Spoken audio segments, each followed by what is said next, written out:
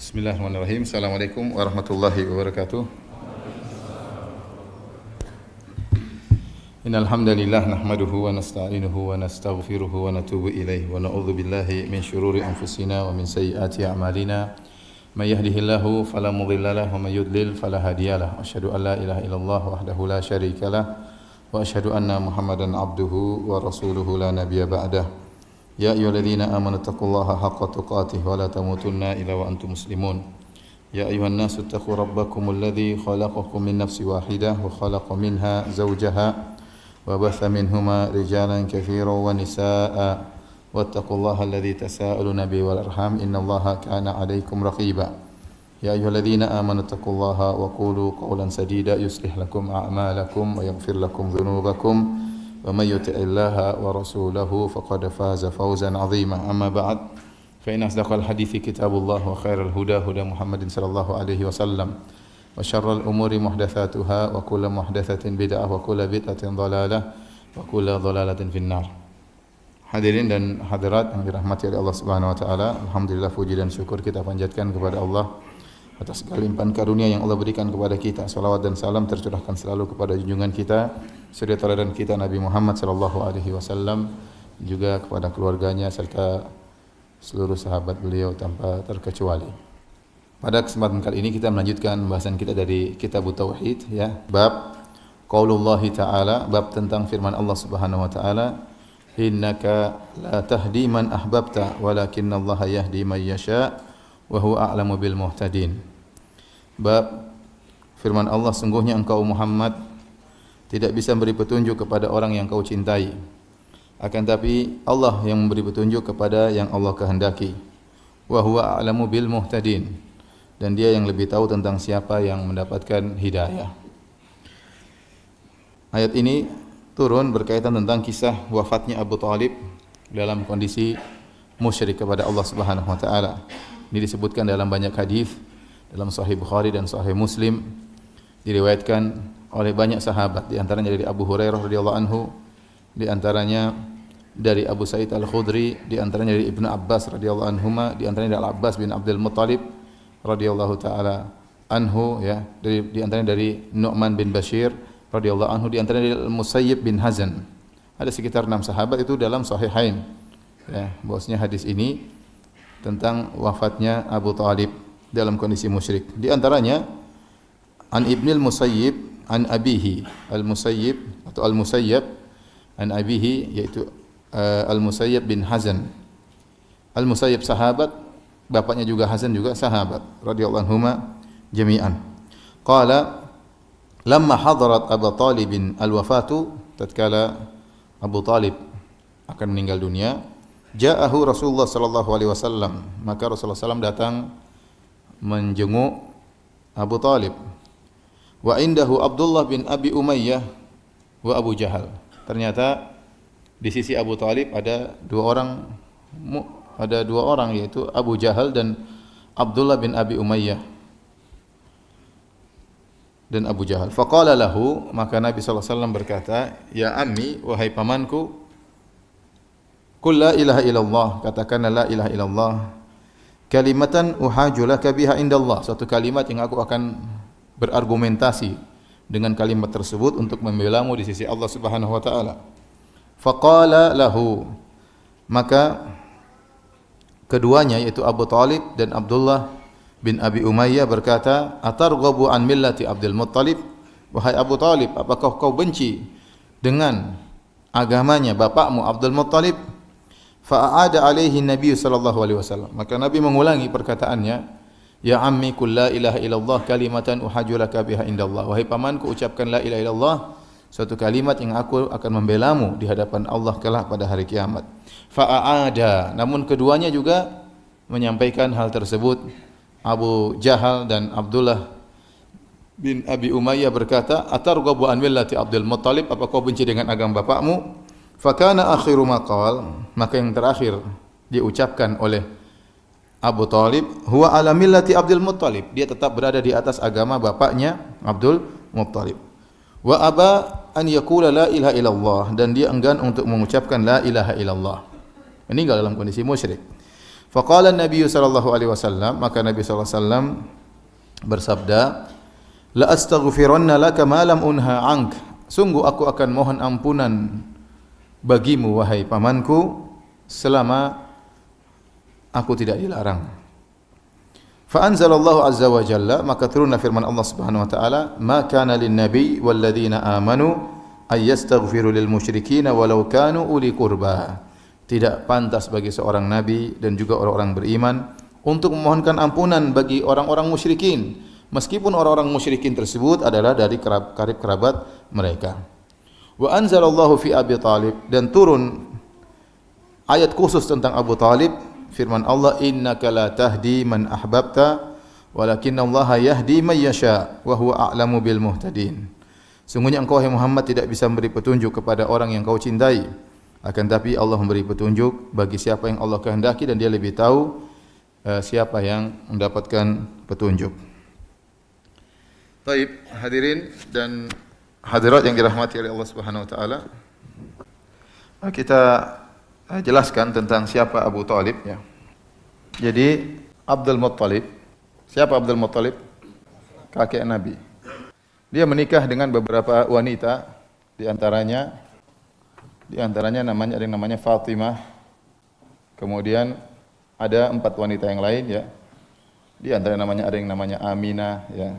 Kemudian ada yang namanya Natlah atau Nutailah, Natlah ya. Kemudian ada yang namanya Halah ya. Kemudian ada satu lagi ya, ada sekitar 5 orang ya. Dari Fatimah maka lahirlah 3 orang anak, Az-Zubair, anak laki-laki maksudnya ya. Kemudian Abu Talib dan Abdullah. Adapun dari Aminah, Natlah dan Halah ya, Sofiyah ya, maka lahir ya 7 orang anak lainnya ya. Di antaranya ada namanya, dari sini semua lahir ada anak ya, di antaranya namanya Abu Lahab. Abu Lahab, ada namanya Hamzah, ada namanya Harith, ada namanya Abbas, ada namanya Muqawwam, ada namanya Hijil dan seterusnya. Satunya Hijil ya. Ada satu lagi. Intinya ada 10 anak. Dari sini kita tahu ya Abdullah anaknya siapa? Muhammad sallallahu alaihi wasallam. Abu Talib anaknya ada beberapa, ada anak laki-laki, ada perempuan 2, tapi yang laki-lakinya di antaranya yang pertama Talib, kemudian yang kedua Aqil, yang ketiga Ja'far, yang keempat siapa? Ali. Jarak antara mereka sekitar 10 tahun. Talib yang paling tua, maka dia kunyahnya Abu Talib. Kalau enggak salah namanya Abu Talib, namanya Abdul Manaf. Tapi dia dikunyahnya dengan Abu Talib. Abu Lahab namanya Abdul Uzza. Ya, kalau ini Abu Talib namanya Abdul Manaf ya. Taib. Waktu Nabi sallallahu alaihi wasallam ya lahir dalam kondisi Abdullah sudah meninggal dunia ya. Ini semua ya paman-paman Nabi. Waktu Nabi sallallahu alaihi wasallam menjadi seorang nabi, Haris sudah meninggal ya. Muqawwam juga sudah meninggal dan yang lain juga sudah meninggal ya. Yang masih hidup cuma Abu Talib, ini Zubair juga sudah tidak ada ya. Abdullah juga sudah tidak ada bapaknya waktu Nabi diangkat menjadi nabi. Tinggal 4 orang ini. Abu Talib, Abu Lahab, Hamzah sama Abbas. Paham? Jadi waktu Nabi diangkat menjadi seorang rasul, tinggal 4 orang pamannya ini, Abu Talib, Abu Lahab, Hamzah dan Haris. Baik, kita lanjutkan. Abu Talib ya, ini kafir. Adapun Aqil semuanya masuk Islam ya. Yang pertama Ali, kemudian Ja'far, kemudian Aqil. Semuanya masuk Islam. Waktu Nabi SAW dilahirkan, maka ayahnya sudah tidak ada. Kemudian dirawat oleh ibunya siapa? Aminah bintu Wahab. Sampai Nabi berusia 6 tahun. Setelah itu Aminah meninggal dunia, Rasulullah SAW dirawat oleh kakeknya Abdul Muttalib. Sampai usia 8 tahun. Waktu usia 8 tahun, maka Abdul Muttalib meninggal. Maka kemudian Abdul Muttalib ya menyerahkan Nabi kepada pamannya Abu Talib. Abdul Muttalib atasnya siapa? Bin Hashim. Kemudian bin Abdul Manaf. Abdul Muttalib namanya siapa? Aslinya Syaibah. Hashim punya adik namanya Al-Muttalib. Ada beberapa saudara di antaranya Al-Muttalib. Baik. Kemudian Nabi SAW waktu berusia 8 tahun dipelihara oleh siapa? Abu Talib. Dari sini antum tahu bahwasanya Abu Talib sangat dekat dengan Abdullah. Kenapa? Karena Abu Talib dan Abdullah dari ibu yang sama. Paham? Adapun om-omnya Nabi yang lain, ya, dari ibu yang berbeda. Di sini ada 4 ibu, ya. 2, 3, 4. Punya anak ada sekitar 7, ya. Jadi dari om-om yang lain. Dari sini dia tahu betapa dekatnya Abu Talib dengan Abdullah dan betapa sayangnya Abu Talib dengan Muhammad SAW. Om-omnya juga semua sayang sama Nabi, semua sayang. Abu Lahab, waktu Nabi lahir, Abu Lahab segera gembiranya Abu Lahab menyuruh budaknya Thuwaibah untuk menyusui Nabi SAW. Karena bahagia lahir apa? Keponakannya. Tetapi yang paling sayang kepada Nabi adalah Abu Talib. Maka sejak usia 8 tahun Nabi dirawat oleh Abu Talib. Dan Abu Talib seperti bapaknya Nabi SAW. Karena kedekatan dan Abu Talib sangat sayang kepada Nabi SAW. Bahkan dalam sebagian riwayat disebutkan Abu Talib mengajak Nabi sampai bersafar jauh ke negeri Syam, berdagang, mengajak siapa? Nabi SAW. Ya. Sampai akhirnya Rasulullah SAW menikah dengan siapa? Khadijah. Waktu Nabi berusia berapa? 25 tahun. Setelah Nabi menikah dengan Khadijah, maka Nabi tinggal bersama Khadijah radhiyallahu taala anha. Dan Nabi SAW ya sayang kepada pamannya. Pamannya ini bukan orang kaya, Abu Talib ini bukan orang kaya, tetapi dia adalah pembesar Quraisy. Ya, dia pembesar Quraisy karena dia termasuk yang tua ya dibandingkan dengan paman-paman Nabi yang lain ya. Abu Talib, ada Abu Lahab, ada Hamzah, Abbas. Hamzah dan Abbas ini kecil-kecil. Ya, masih sangat muda, hampir mirip umurnya dengan Nabi SAW. Yang tua Abu Talib dengan siapa? Abu Lahab. Dan dia pewaris Abdul Muttalib. Maka orang-orang semua mengagungkan Abu Talib. Paham? Karena dia dari anak Abdul Muttalib yang sudah tua ya. Dan Nabi SAW waktu berusia muda, Nabi SAW membantu pamannya. Di antaranya Nabi menggembalakan kambing. Kuntu ar'a ghanam di ahli Makkah ala qararit. Atau kama qala Nabi SAW, aku dahulu menggembalakan kambing-kambingnya penduduk Mekah untuk mendapatkan upah dari mereka. Ya. Jadi yang digembalakan bukan kambing-kambingnya Nabi, bukan juga kambing-kambingnya pamannya, tapi kambing-kambing orang-orang. Nabi gembalakan, kemudian dapat upah, Nabi membantu pamannya. Setelah Nabi menikah dengan Khadijah, Khadijah saudagar kaya raya, janda yang sangat kaya raya, dan seluruh hartanya dia berikan kepada Nabi SAW untuk berdakwah. Maka disebutkan dalam sejarah Nabi SAW bersama pamannya Abbas. Abbas ini juga orang kaya, paman Nabi yang kaya. Abbas ini kaya. Ya.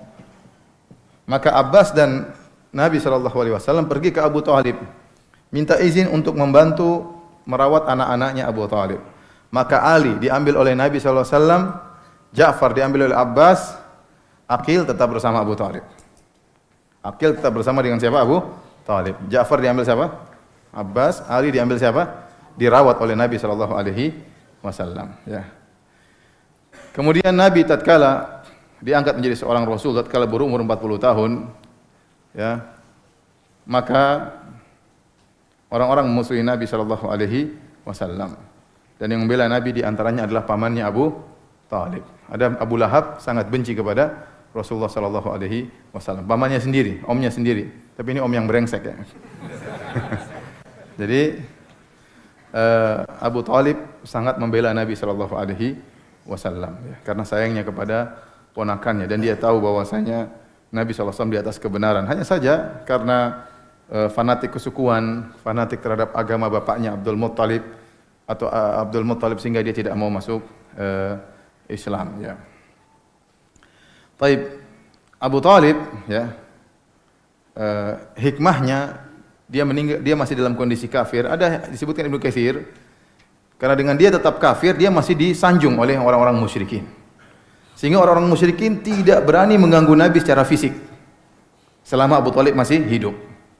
Adapun mengganggu Nabi dari perkataan dikatakan dukun, dikatakan pendusta, dikatakan kahin, dukun, dikatakan kadzdzab, pendusta, dikatakan sahir, penyihir, dikatakan mashur, dikatakan orang tersihir, dikatakan majnun, dikatakan orang gila, ya semua gelaran-gelaran, dikatakan sobi, orang yang keluar dari tradisi nenek moyangnya. Itu Nabi dapati. Tetapi gangguan secara fisik, dipukul, diinjak, dilempar, itu enggak. Kenapa? Karena mereka semua segan kepada Abu Thalib. Karena Abu Thalib ini pewaris Abdul Muttalib. Paham? Ini di antara hikmahnya Abu Thalib tetap dalam kondisi kafir sampai meninggal dunia dalam kondisi kafir, ya. Seandainya Abu Thalib masuk Islam, maka orang-orang tidak akan hormat sama dia dan orang-orang akan berani mengganggu siapa? Nabi sallallahu alaihi wasallam secara fisik, ya.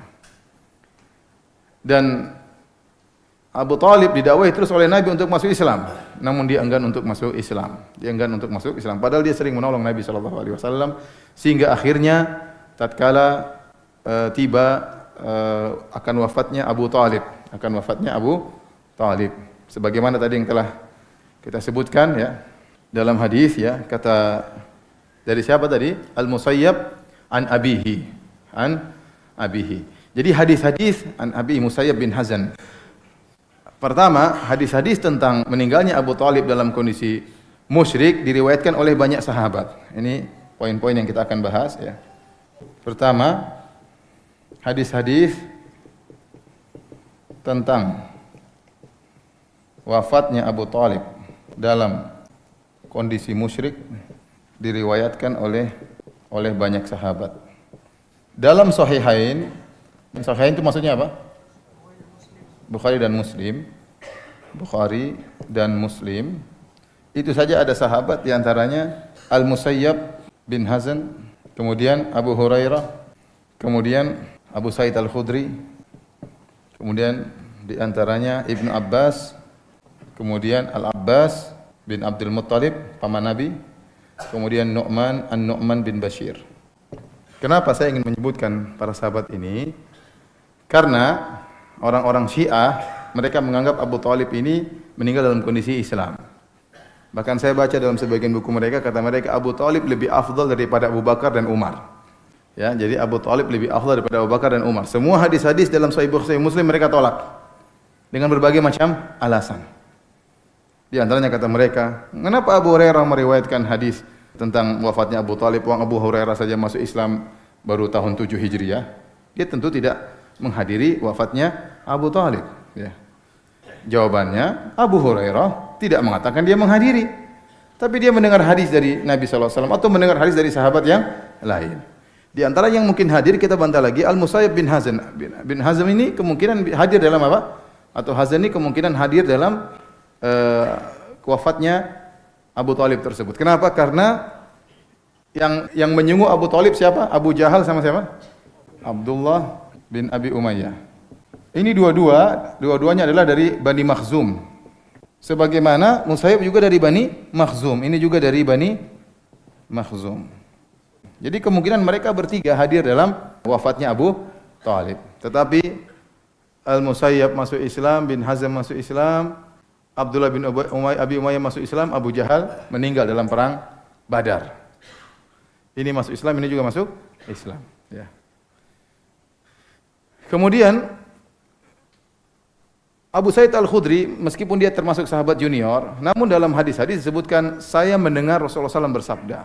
Jadi Rasulullah SAW bercerita kembali tentang kisah pamannya. Tidak syarat dia harus hadir, paham? Dia dengar Rasulullah SAW mengulangi ceritanya. Saya akan bacakan hadisnya. Kemudian Abbas juga demikian. Al-Abbas ini langsung tanya kepada Nabi. Ya Rasulullah, bagaimana dengan pamanmu? Ya. Apakah tidak ada bantuan yang kau berikan kepadanya? Dan antum perlu ingat, Ibnu Abbas dan Al-Abbas ini dari Ahlul Bait. Dari apa? Ahlul Bait. Siapa Ahlul Bait? Apa yang dimaksud dengan Ahlul Bait? Ada khilaf di kalangan para ulama. Ada yang mengatakan Ahlul Bait adalah Banu Hashim dan Banu Al-Muttalib. Semua anak-anaknya Muttalib juga Ahlul Bait, Banu Hashim juga Ahlul Bait. Apalagi ada dalil Rasulullah SAW yang menguatkan Banu Hashim Ahlul Bait. Kata Rasulullah SAW waktu ditanya siapa Ahlul Bait, kata Nabi, Alu Aqil, Alu Ja'far, Alu Ali. Keluarga Aqil, keluarga Ja'far, keluarga Ali. Dan semuanya dari Bani Hashim.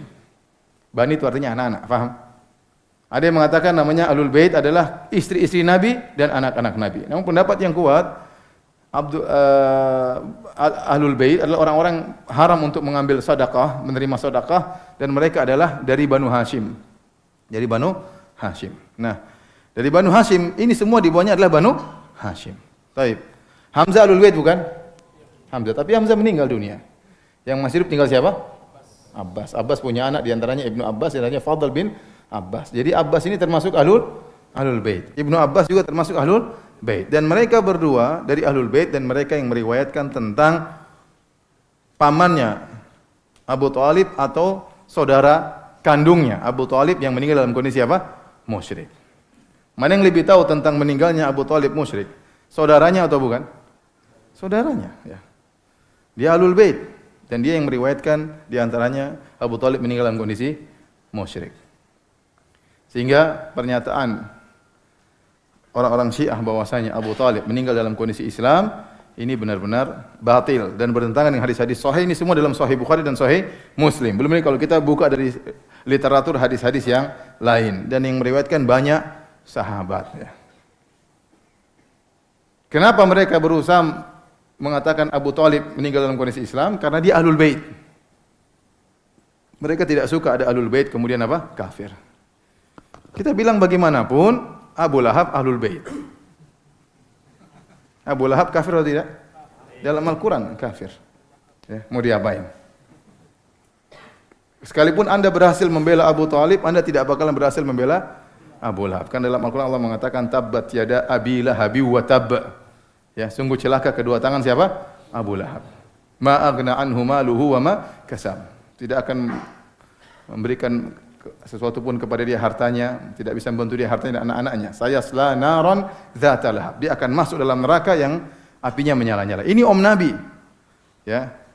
Tetapi dia ternyata masuk neraka jahanam, ya. Yang Islam, Hamzah Islam, Abbas Islam. Adapun Abu Lahab dan Abu Thalib meninggal dalam kondisi musyrik. Baik, saya akan bacakan hadis-hadis tentang wafatnya Abu Thalib dalam kondisi musyrik, ya. Di antaranya dalam Sahih Muslim dari Al-Abbas bin Abdul Muttalib, Anil Abbas bin Abdul Muttalib, annahu qala, dia berkata, "Ya Rasulullah, hal nafa'ta Abu Talibin bi syai'in fa innahu kana yahutuka wa yaghdabu laka." Al-Abbas saudara kandungnya Abu Talib, pamannya Nabi, sebagaimana Abu Talib pamannya Nabi, Al-Abbas bin Abdul Muttalib juga pamannya Nabi. Maka dia bertanya, "Ya Rasulullah, apakah kau beri manfaat kepada pamanmu Abu Thalib sedikit manfaat pun? Tidakkah kau beri manfaat kepada pamanmu Abu Thalib sedikit pun? Bukankah dia waktu masih hidup dia membelamu, dia menaungimu, bahkan dia marah gara-gara membelamu?" Qala na'am, kata Nabi sallallahu alaihi wasallam, "Iya. Saya ada kasih manfaat buat dia." Apa itu? Huwa fi dhahdhahim min nar. Dia berada pada dhahdah min nar. Dhahdah itu adalah air yang mengalir atau berada di atas tanah, namun sangat pendek airnya. Cuma mengenai kaki atau di bawah telapak, di bawah mata kaki. Seperti kita melewati sungai air lagi surut atau lagi kita melewati air tersebut, namanya dhahdah, bukan air yang dalam tapi air yang apa? Yang rendah, ya, tidak melebihi mata kaki. Itu namanya dhahdah. Ya. Jadi kata Nabi, dia itu Abu Thalib berada di neraka yang apinya neraka paling atas.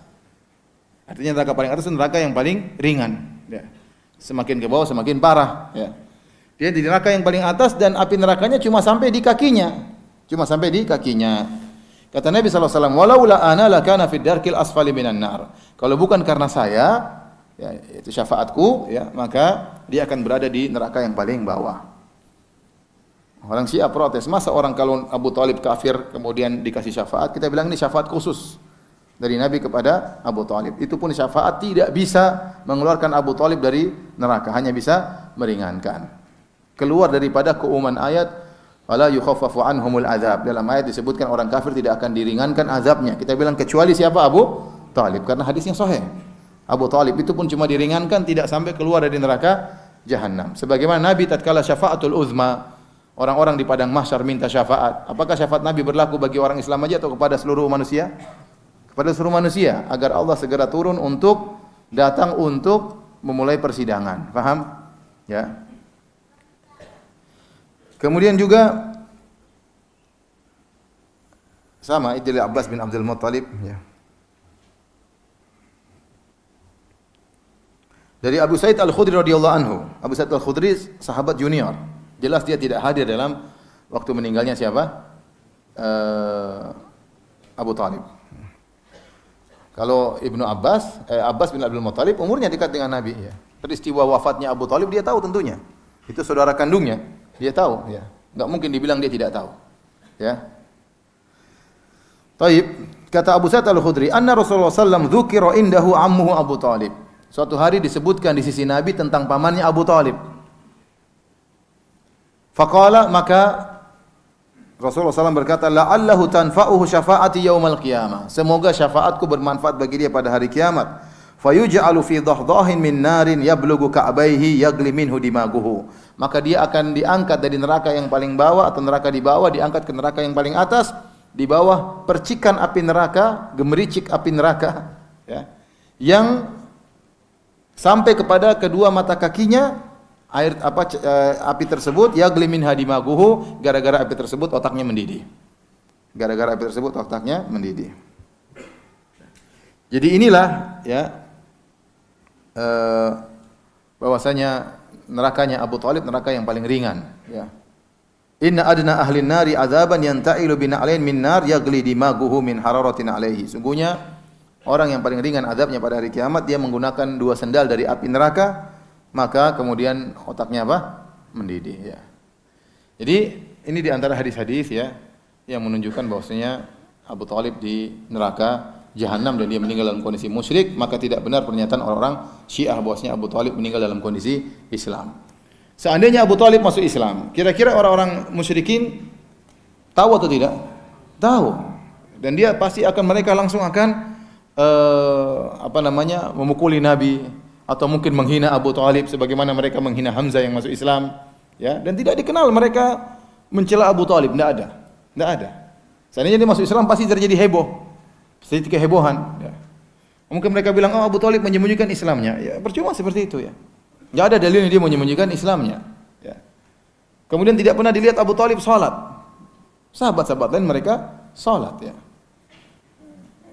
Jadi Abu Talib meninggal dalam kondisi musyrik ya. Tidak benar bahwasanya Abu Talib meninggal dalam kondisi Islam. Taib. Hadirin dan hadirat yang dirahmati oleh Allah Subhanahu wa taala, ada beberapa faedah yang bisa kita ambil dari hadis ini ya. Faedah-faedah ya. Yang pertama, yang maksum hanya para nabi alaihi wassalam. Adapun keluarganya, ahlul baitnya, keturunannya, orang tuanya tidak. Ya, tidak ya. Contoh Nabi Muhammad, Nabi sallallahu alaihi wasallam. Pamannya kafir. Siapa paman yang kafir? Abu Lahab dan Abu Talib. Demikian juga kakeknya musyrik. Dalilnya apa? Karena Abu Jahal waktu mendakwahi Abu Talib dia mengatakan apa? Atarghabu an millati Abdul Muttalib. Kenapa kau tidak ikut dengan agama apa? Bapakmu Abdul Muttalib. Sebagaimana perkataan Abu Jahal yang paham bahwa agama kesyirikan orang Quraisy sama dengan agamanya siapa? Abdul Muttalib. Apa namanya? Atarghabu an millati Abdul Muttalib. Apakah kau benci wahai Abu Talib dengan agama bapakmu? Faham? Baik.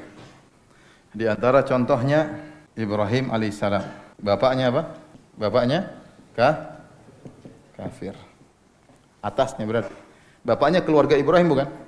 Ya, jelas keluarganya Ibrahim, tapi bapaknya apa? Kafir. Taib. Contoh yang lain di antaranya Nabi Nuh alaihissalam. Istrinya dan anaknya, siapa kemarin anaknya?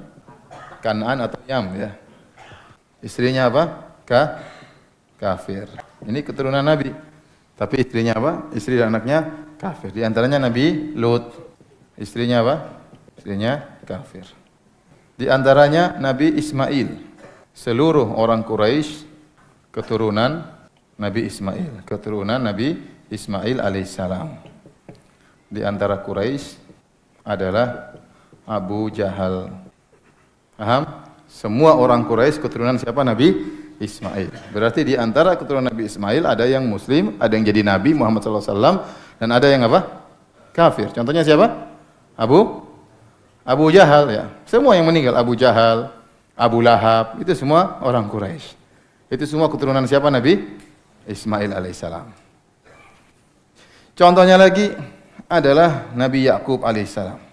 Semua Bani Israel, Yahudi, keturunan Nabi Yakub alaihissalam. Di antara Bani Israel adalah Yahudi di Israel sekarang. Paham? Semua Yahudi di Israel sekarang mereka mengaku keturunan Nabi Yakub. Apakah mereka Islam? Mereka beres? Brengsek semuanya di sana. Paham? Ini faedah saya dapatkan dari Al-Imam Syaukani rahimahullahu taala dalam tafsirnya. Bahwasanya yang maksum cuma para nabi, atas dan bawahnya tidak ada urusan. Bisa jadi soleh, bisa jadi enggak beres ya. Karena sebagian orang mulai mentakwil, mereka ingin, ini orang Syiah sebenarnya, Syubhat ini orang Syiah, ingin menjelaskan bahwasanya seluruh nabi atas dan bawahnya beres, enggak ada yang enggak beres. Ya. Namun ini bahaya, akhirnya sebagian orang yang merasa, ini sebagian orang tidak semua, sebagian orang yang merasa keturunan nabi akhirnya merasa benar. Atau orang yang meyakini salah paham, meyakini seluruh keturunan nabi adalah maksum ya. Maksum. Oleh karenanya orang-orang Syiah menganggap 12 imam yang mereka yakini semuanya maksum. Itu keturunan Nabi SAW. Ya, dan ini salah, tidak benar. Kalau semua keturunan Nabi pasti benar, lihat. Berarti orang Quraisy harusnya semuanya masuk surga. Paham? Ternyata tidak semua keturunan Nabi masuk surga. Kalau semua keturunan Nabi pasti benar, berarti semua Yahudi sekarang pasti masuk surga. Semua Yahudi keturunan Nabi Yakub alaihissalam. Paham? Jadi kita tidak boleh berlebih-lebihan. Ya. Kita keturunan Nabi yang baik kita hormati, yang salah kita tegur. Yang salah kita tegur karena tidak ada yang maksum kecuali nabinya, bukan keturunannya, bukan atasnya. Paham? Karena sebagian orang mulai meragukan, kata mereka, Nabi Ibrahim yang kafir bukan bapaknya, pamannya. Tidak boleh di atas Nabi itu apa? Kafir. Terus Nabi Nuh anaknya kafir, oh bukan, ponakannya. Nanti digitu-gituin terus ya. Gitu-gituin terus, paham? Di takwil-takwil. Ya sudah, enggak usah jauh-jauh. Nabi Ismail anak keturunannya di bawah ada Abu Jahal. Mau diapain? Ada Abu Lahab. Nabi Yakub anak keturunannya semuanya ada Bani Israel. Ya, apakah semua mereka maksum? Jawabannya tidak. Dan kita dapati sekarang para habib ya, yang ada sekarang ada yang sunnah, ada yang Syiah. Ada yang Syiah benar, Habib itu banyak yang Syiah sih ngaku Habib, mereka Syiah. Nah, apa kalau semua keturunan Nabi benar, berarti kita membenarkan orang Syiah dong. Paham? Banyak orang Syiah yang mengaku mereka adalah Habib. Ada juga yang Sufi. Maka kita bilang yang maksum cuma nabinya. Adapun keluarganya tidak mesti maksum. Paham? Faedah yang kedua. Bahayanya teman yang buruk. Abu Thalib sih salah, gaulnya sama Abu Jahal. Bahaya teman, terutama tatkala saat-saat kritis ya. Jadi waktu Nabi mendengar pamannya Abu Thalib sakit, maka dia menjenguk pamannya Abu Thalib. Ternyata kawannya Abu Thalib juga sedang menjenguk orang sakit. Siapa? Abu Jahal sama Abdullah bin Abi Umayyah. Makanya jangan sembarang berteman. Teman itu punya pengaruh, baik perkara dunia maupun perkara agama. Ya. Maka Nabi SAW mengatakan,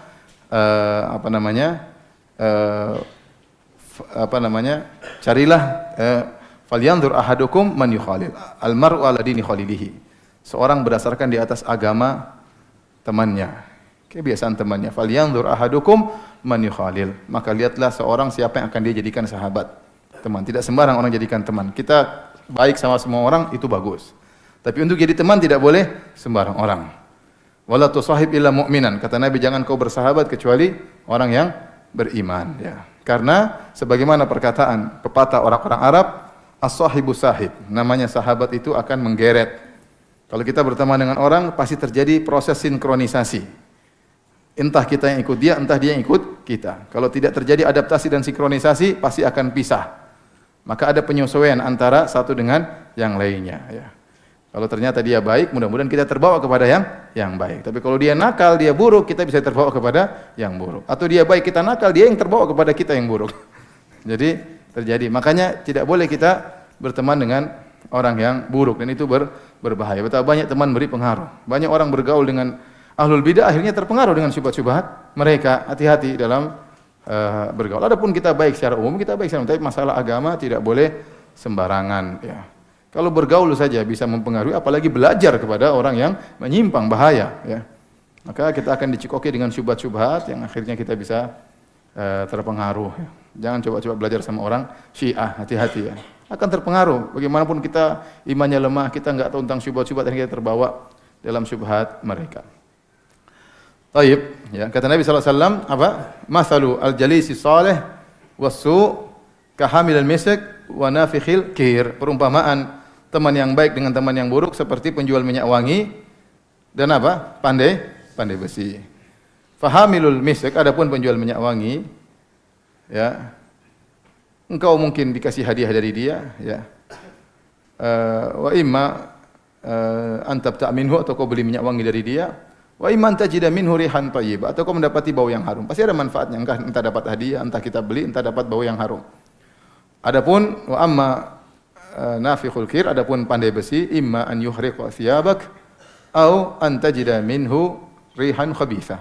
Entah alatnya bisa membakar baju kita karena kita bergaul di dekat api, atau ternyata kita mendapati bau yang buruk dari sisa, bau yang busuk dari sisa-sisa pekerjaan dia. Maka jangan, hati-hati yang bergaul dengan orang yang buruk. Faedah yang ketiga, ya, bahwasanya, ya, hidayah di tangan Allah Subhanahu wa taala. Hidayah ada dua, namanya hidayatul irsyad dan kedua namanya hidayah taufik. Faedah yang ketiga, ya, hidayah ada dua. Satu namanya hidayatul irsyad, yang satu namanya hidayah taufik. Adapun hidayah irsyad maksudnya memberi penerangan dan penjelasan. Maka yang bisa hidayah irsyad banyak, ya. Para dai, ya, memiliki hidayah ini karena mereka bisa menjelaskan. Dan yang paling sempurna siapa? Nabi Muhammad sallallahu alaihi wasallam. Kata Allah Subhanahu wa taala, "Wa innaka la tahdi ila siratim mustaqim." Dan sungguh engkau wahai Muhammad, engkau benar-benar memberi petunjuk atau penerangan kepada jalan yang lurus. Kenapa Nabi yang paling sempurna? Karena Nabi SAW, ya, Nabi sempurna dalam bahasa atau penyampaian. Dia adalah orang yang paling fasih, afsahun nas. Kemudian Nabi sempurna dalam kecerdasan. Dia sangat cerdas beliau. Kalau kita belajar sejarah, kita tahu bagaimana cerdasnya Nabi sallallahu alaihi wasallam, maka dia paling mampu menyampaikan terhadap orang-orang bagaimana cara menyampaikan yang paling baik. Dan dia sempurna dalam menyayangi dan mengasihi. Jadi tidak ada orang yang melewati Nabi dari tiga hal ini. Nabi sempurna dalam paling fasih bahasanya, paling pandai dalam menyampaikan, bahasanya sudah fasih, paling cerdas dalam menyampaikan, dan dia paling sayang, paling semangat, ansahun nas, orang yang paling ingin beri nasihat kepada manusia. Paham? Maka Nabi paling sempurna. Nabi paling sempurna dalam hidayatul irsyad. Tetapi hidayah taufik ini hanya milik Allah. Ini yang sering kita bilang, oh belum dapat hidayah, maksudnya, ya. Belum dapat hidayah. Maksudnya belum dapat panggilan hati. Ini hanya milik Allah. Makanya dalilnya di antaranya Allah berfirman, ya, dalam pembahasan kita, innaka la tahdi man ahbabta. Engkau tidak memberi petunjuk, engkau wahai Muhammad tidak bisa memberi petunjuk kepada orang yang kau cintai. Dalam Al-Quran juga Allah berkata, laisa alaika hudahum. Bukan kewajibanmu mereka dapat hidayah. Allah juga firman, wa ma aktsaron nasi walau harasta bimu'minin. Wa ma aktsaron nasi walau harasta bimu'minin. Artinya apa? Kebanyakan manusia tidak beriman meski engkau sangat semangat agar mereka beriman.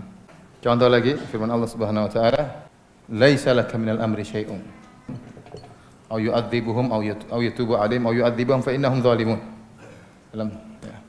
Bukan urusanmu wahai Muhammad apakah mereka bertobat, ya, ataukah mereka diazab, artinya mereka bertobat Allah kasih hidayah, atau mereka tidak bertobat diazab, itu urusan siapa? Allah, ya. Waktu Nabi mengatakan mendoakan keburukan kepada sebagian orang kafir, Allah, Nabi sebutkan namanya, kata Allah, itu bukan urusan. Masalah hidayah bukan urusan. Faham? Perhatikan di sini, Nabi sangat sayang kepada Abu Thalib. Kenapa? Abu Thalib itu seperti ayahnya sendiri. Seperti ayahnya sendiri. Banyak orang-orang hebat yang meninggal di zaman Nabi SAW dari orang-orang dekat Nabi. Namun Nabi tidak sesedih wafatnya Abu Thalib. Ya, Khadijah meninggal, Nabi sedih ya. Kemudian putra-putrinya meninggal juga, Nabi juga sedih. Pamannya Hamzah bin Abdul Muttalib sedih. Beliau meninggal, beliau juga sedih. Ja'far bin Abi Thalib meninggal, beliau juga apa? Sedih. Tapi paling sedih Abu Thalib. Kenapa? Abu Thalib ini seperti bapaknya sendiri. Yang lain-lain meninggal dalam kondisi Islam. Ya. Nanti ketemu Nabi di mana? Di surga insyaallah. Tetapi pamannya ini tidak, meninggal dalam kondisi kafir. Ini yang buat Nabi sangat sedih. Kalau orang-orang musyrikin saja, Nabi sedih mereka tidak masuk Islam karena mereka Quraisy, semuanya kerabat Nabi. Allah berfirman, "Wa anzir ashiratakal aqrabin." Wahai Muhammad, berikanlah peringatan kepada orang-orang terdekatmu, kerabatmu, yaitu orang-orang apa? Quraisy. Ya, maka tadi orang, "Ya Bani Abdul Muttalib," wahai anaknya Abdul Muttalib. Nabi panggil kerabat-kerabatnya. Ya. Tatkala mereka tidak masuk Islam, Nabi bersedih. Ya. Kata Allah, "Wala tahzan alaihim." Jangan kau bersedih dengan mereka tidak masuk Islam, dengan atas mereka. Allah tidak mengatakan wala tahzan minhum. Jangan kau sedih dari mereka. Artinya jangan kau sedih dari gangguan mereka, dari caci maki mereka. Tapi Allah mengatakan wala tahzan alaihim, jangan kau sedih atas tidak berimannya mereka. Artinya apa? Tidak berimannya orang-orang Quraisy itu membuat Nabi apa? Sedih. Apalagi paman yang seperti bapaknya tidak beriman, maka sedihnya Nabi luar biasa. Akan tetapi ternyata hidayah bukan di tangan Nabi. Kalau Nabi seandainya bisa memberikan hadiah berupa hidayah, membagi-bagi hidayah, maka akan Nabi berikan kepada pamannya Abu Thalib. Namun hidayah bukan di tangan siapa? Nabi sallallahu alaihi wasallam. Baik, cepat foto, saya mau hapus ini. Sama. Antum balik belakang. Masuk televisi. Masih jomblo kan? Bercanda ya. Dihapus nanti ya. Sekarang nomor berapa? Nomor apa? Nomor berapa? Nomor 4 dari tadi. Sekarang nomor 4? Masa? Baru 3 kan? Ya udah 4 aja kalau gitu deh. Nomor 4 yaitu bahayanya berpegang teguh dengan tradisi yang sesat atau menyimpang. Waktu Nabi mendakwahi Abu Thalib dengan berkata, "Ya ammi qul la ilaha illallah." Wahai pamanku, ucapkan apa? La ilallah. Apa kata Nabi? Perkataannya panjang. Ya ammi qul la ilaha illallah kalimatan uhaju laka indallah. Artinya, wahai pamanku, ucapkan la ilaha illallah, suatu kalimat yang aku akan bela engkau di sisi Allah pada hari kiamat kelak. Panjang perkataan Nabi. Abu Jahal ngomongnya apa? Atarghabu an millati Abdul Muttalib. Panjangan mana? Abu Jahal atau Nabi? Panjangan perkataan Nabi panjang. Abu Jahal cuma bilang, "Apakah Abu Thalib kau benci dengan agama bapakmu?" Selesai. Ya. Waktu Nabi mengatakan, "Wahai Abu Thalib, masuklah engkau Islam, aku akan bilang engkau," Nabi dakwah. Ternyata Abu Jahal juga berdakwah. Sama-sama berdakwah ya. Dan Nabi kalah dalam dakwah tersebut. Kenapa? Abu Jahal ini cerdas, pintar dia. Ya. Hebat dia. Dia tidak perlu setan dalam hal ini. Dia udah jagoan ya. Jadi dia tahu bahwasanya berpegang dengan tradisi itu merupakan hujah yang sangat kuat. Maka waktu dia ingin mempertahankan Abu Thalib di atas kesyirikan, dia tidak banyak omong. Dia coba ingatkan, "Wahai Abu Thalib, kau benci dengan agama bapakmu?" Selesai. Dan Abu Thalib lebih mendengar kepada Abu Jahal, padahal dia sangat sayang kepada Nabi. Ya. Tapi ada kawannya Abu Jahal, dan dia khawatir dicerca kalau dia semua meninggal, akan jadi bahan cercaan. Ternyata Abu Thalib meninggalkan agama nenek moyangnya. Ini apa namanya, hujah yang paling bahaya yang menghalangi orang dari hidayah. Disebut oleh para ulama, yang paling bahaya menghalangi orang dari hidayah adalah berpegang dengan tradisi yang salah. Dan itulah hujah-hujah orang-orang musyrikin terdahulu. Inna wajadna aba'ana kadzalika yaf'alun. Seperti pengikut Nabi Ibrahim. Waktu dikatakan, kenapa kalian menyembah patung-patung? Kami mendapati nenek moyang kami dulu seperti ini. Kaumnya Nabi Ibrahim. Kaumnya Nabi Muhammad SAW juga sama. Inna wajadna aba'ana ala millah, ala ummah, wa inna ala atharihim muqtadun, wa inna ala atharihim muhtadun. Kami mendapati nenek moyang kami sudah menjalani ini. Kami tinggal ngikut. Kami tinggal mencontohi. Fir'aun waktu didakwahi oleh Nabi Musa, didakwahi kata Fir'aun, qala fama balul qurunil ula. Wahai Musa, bagaimana dengan kurun-kurun sebelumnya? Mereka tidak beriman kepada Tuhanmu, mereka hidup biasa-biasa, tinggal ngikut mereka. Paham? Jadi ini hujjah berpegang teguh dengan apa? Tradisi. Dan itu paling susah. Makanya banyak orang terjebak dengan bid'ah, terjebak dengan syirik, terjebak dengan maksiat. Karena itulah tradisi yang dipertahankan. Tradisi dipertahankan, ya. Enggak bisa, mereka ingin keluar dari tradisi tidak mampu. Bahkan dalam sebagian tempat-tempat yang dikenal banyak orang hafiz Quran, dikenal banyak dai, dia tidak bisa merubah tradisi, karena tradisi tersebut sudah mengakar, ya, sudah mengakar. Padahal tradisi tersebut menyelisih syariat, namun mereka tidak mampu. Saya ingin contohkan tapi tidak perlulah, ya. Nanti ada yang tersinggung, enggak enak, ya. Ya. Jadi inilah apa namanya bahayanya berpegang teguh dengan tradisi yang akhirnya menjadikan Abu Thalib tetap berada dalam kesyirikan, padahal dia sudah tahu bahwasanya Rasulullah SAW berada di atas kebenaran. Dan dia telah berkata, walaqad alimtu bi anna dina Muhammadin min khairi adyanil bariyati dina walaula al malamatu wa hidharu masabbatin lawajadtani samhan bidzaka mubina. Sungguh aku telah tahu bahwasanya di antara agama-agamanya manusia yang paling bagus adalah agamanya Muhammad, agamanya keponakanku, itu yang paling bagus. Namun kalau bukan karena saya takut celaan dan cercaan, kau akan dapati aku sudah memeluk agama tersebut. Tetapi karena takut cercaan, Abu Thalib tidak jadi memeluk agama Islam. Dan semuanya rahasia, hikmahnya Allah yang lebih tahu, ya, tentang hal ini. Dan banyak hikmah yang kita dapatkan dari kisah wafatnya Abu Thalib di atas kesyirikan. Taib, demikian saja ikhwan dan akhwat yang dirahmati Allah Subhanahu wa taala.